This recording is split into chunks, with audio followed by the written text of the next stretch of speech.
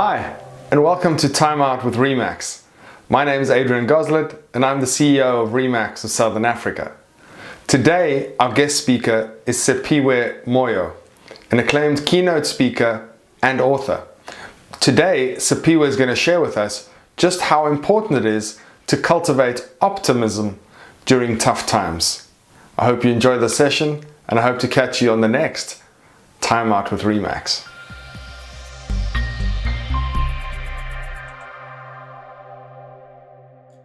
Adrian, thank you so much for that kind introduction. It's great to be here. We've already had some amazing speakers. Douglas has spoken to us.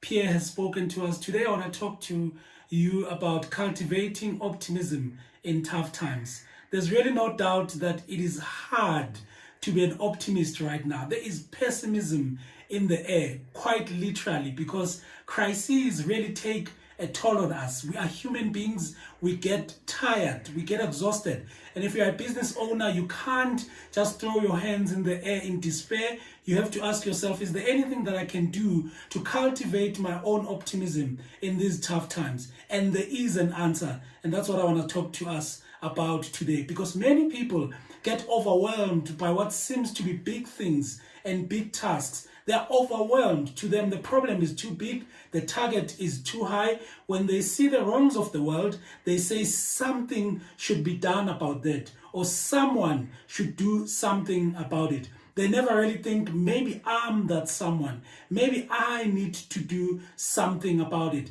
They get overwhelmed, and it's very easy to feel that you can't make a difference. In a pandemic like this, you feel like whatever I'm doing, I can't make a difference. I'm just one person. But I want to remind us today that the greatest thing we can ever do is to focus on things that we can control. Because one thing that you can do is to focus on what you can control, and you can make a difference, and you are the difference in your business. You know, we're always told a story that there's this elderly man who loved going to the beach to do some writing. Somehow the ocean inspired him to write. He was an amazing author. One day he goes to the beach to do some writing as usual, and he finds this young man who's just frantically working along the shore, and he's just not sure what he's doing. Eventually asks him, young man, what are you busy with? You look so hectic. The young man looks at him and says, sir, the thing is, there was a lot of wind and it pushed all the starfish outside of the ocean.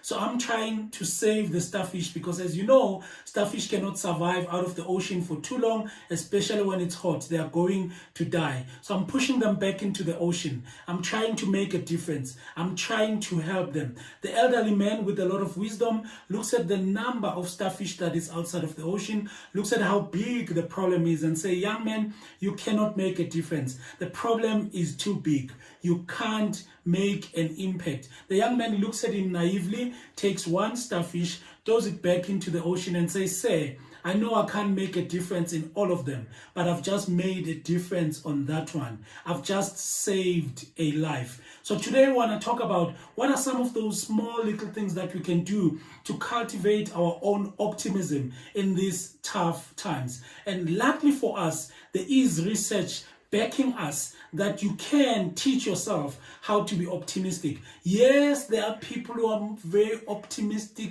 generally and naturally, like Siphiwe Moyo. So yes, there are those human beings, but all of us can cultivate optimism, and we can teach ourselves how to be optimistic.